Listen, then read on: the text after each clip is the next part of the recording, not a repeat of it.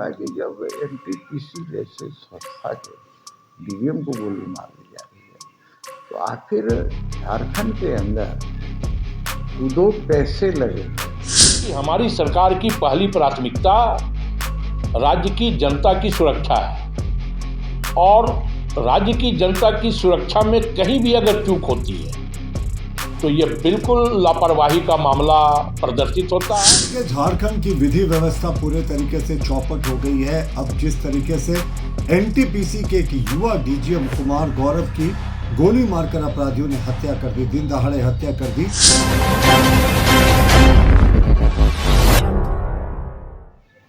देखिए,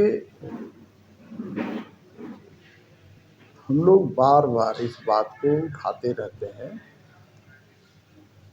कि झारखंड के अंदर कानून व्यवस्था की स्थिति ठीक नहीं है। अपराधी पे लगाम हो गए हैं, उन्हें प्रशासन का डर भय समाप्त हो गया है। अब ऐसी स्थिति में एनटीपीसी के डीजीएम को गोली मार के हत्या करना। इसके पहले आपने देखा होगा कि कल ही एक कोयला व्यापारी को भी गोली मार दी गई है जो हॉस्पिटल में भर्ती है। अभी कल ही मुझे फोन आया था, पलामू में बैंक से पैसा निकाल कर 5,29,000 रुपये और रोड क्रॉस ही कर रहा था अपना व्हीकल के पास जाने के लिए, तब तक 2 अपराधी आए और उसका बैग छीन के भाग गए। यही एक घटना नहीं है, रांची राजधानी है। रांची राजधानी में रोज आप देखते होंगे कि चैन छीनताई हो रही है। तो पुलिस करती क्या है? भाई स्पष्ट है कि पुलिस का काम सिर्फ और सिर्फ वसूली करना रह गया है।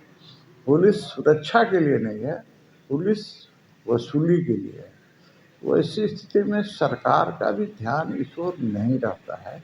सरकार सिर्फ बड़े बड़े बातें बोलती है, जो पुलिस के अधिकारी हैं वो बड़ी बड़ी बातें बोलते हैं, लेकिन उल्टा अपराध में कमी के बजाय बढ़ोतरी हो रही है। मैं यही कहूँगा कि जब एनटीपीसी जैसे संस्था के डीएम को गोली मार दी जा रही है तो आखिर झारखंड के अंदर उद्योग कैसे लगेंगे। भाई एनटीपीसी तो यहीं के लिए हो रहा है ना, बिजली किसको मिलेगा? झारखंड को मिलेगा। वहाँ जो बहाल होंगे झारखंड के लोग बहाल होंगे। तो वैसी स्थिति में मैं यही कह सकता हूँ कि सरकार बिल्कुल कानून व्यवस्था की स्थिति सुधारने के प्रति उदासीन है। अब वैसी स्थिति में झारखंड में लाख आप बाहर जाकर ढिंढोरा पीट लें, यहाँ पर उद्योग लगाने की बात करें, कोई भी उद्योगपति जान से हाथ धोने के लिए तो नहीं आएगा।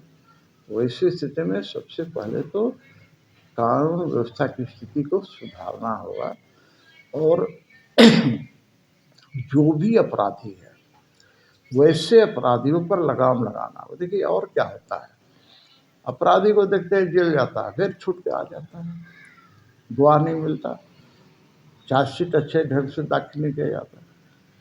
इसे विचार करना होगा। सर, उनके द्वारा जो वहाँ से अवैध वसूली होती है उस पर रोक लगाया गया था, जिसके बाद इस तरीके का घटना घटा है। इस पर सर क्या? देखिए कारण कोई भी हो, अवैध वसूली तो होता ही है। सरकार नहीं जानती है क्या? सब लोग जानते हैं, फिर भी सरकार उदासीन है। मैं तो कह रहा हूँ, सरकार को इससे कोई लेना देना नहीं है। अवैध वसूली कितना बड़ा सर मामला झारखंड में? देखिए झारखंड में कई गैंग काम कर रहे हैं। कभी नक्सलाइट के नाम पर, कभी गैंग के नाम पर। हम लोग तो पेपर में ही पढ़ते हैं, आप लोग माध्यम से ही जानते हैं कि भाई दुबई में बैठा हुआ कोई मयंक है, वो धमकी देता है, वसूली करता है। आजकल तो एक नया धंधा और चल गया है ना। आजकल कोई एसपी बनकर, कोई तरह तरह का सीबीआई का बनकर लोगों को डराती है, अब लोग उसमें जाके पैसा दे दे रहे हैं, बाद में पता चलता है ये तो नकली है। तो ये भी हो रहा है ना। तो ऐसे लोग आखिर, चेहरा तो आता है, सारी चीज़ें आती है उसके अंदर, तो ऐसे लोग पकड़े क्यों नहीं जा रहे हैं? दूसरा चीज़ मैं बता रहा हूँ, हम और आप यदि एक सिम लेने जा रहे हैं तो हमें आधार कार्ड, पैन कार्ड, तरह तरह का फ़ोटो और देना पड़ता है। और उन लोगों के पास पेपर में पढ़ता हूँ कि 40-40 सिम बरामद हुआ। ये सिम बरामद कैसे होता है भाई? अलग अलग नाम से, अलग अलग चीज़ से। तो कहीं ना कहीं सरकार इसमें फेल्योर है, और आज के दिन हमारा जामताड़ा तो इस मामले में बहुत आगे है। फिर भी हमारा जो क्राइम ब्रांच है या जो साइबर का जो दिखता है, वो लोग कर क्या रहा है भाई? हम दूसरे को क्या बोल रहे हैं? जब मेरे ही साथ जब हुआ था तो मैंने FIR भी किया, आज तक कुछ पता ही नहीं चला। हुआ तो हुआ क्या, कौन किया, कैसे किया? हमको धमकी भी दिया कि अब केस उठा लो, तो अंजाम बुरा होगा। मैंने कहा मैं केस किसी कीमत पर नहीं उठाऊंगा। उसके बाद भी आज तक उसका कोई अता ही पता नहीं चला। ये तो पुलिस का कारनामा है। नहीं, देखिए, ये बहुत ही दुखद घटना है, और इस तरह की घटना का हमारी सरकार बिल्कुल ऐसी घटना की निंदा करती है। और चूँकि सरकार संजीदा है, सरकार गंभीरता से चल रही है, तो स्वाभाविक तौर पे प्रशासन को भी गंभीर होना होगा, संजीदा होना होगा, और ऐसी घटना ना घटे यह सुनिश्चित भी प्रशासन को करना होगा। क्योंकि हमारी सरकार की पहली प्राथमिकता राज्य की जनता की सुरक्षा है, और राज्य की जनता की सुरक्षा में कहीं भी अगर चूक होती है तो यह बिल्कुल लापरवाही का मामला प्रदर्शित होता है, और सरकार इस पर संज्ञान लेगी, और प्रशासन से अगर कहीं चूक हुई है तो स्वाभाविक तौर पे प्रशासन के ऊपर भी कार्रवाई होगी। लगातार देखा जा रहा है अपराधी बेलगाम घूम रहे हैं। कल भी गोलीबारी की घटना को अंजाम दिया गया।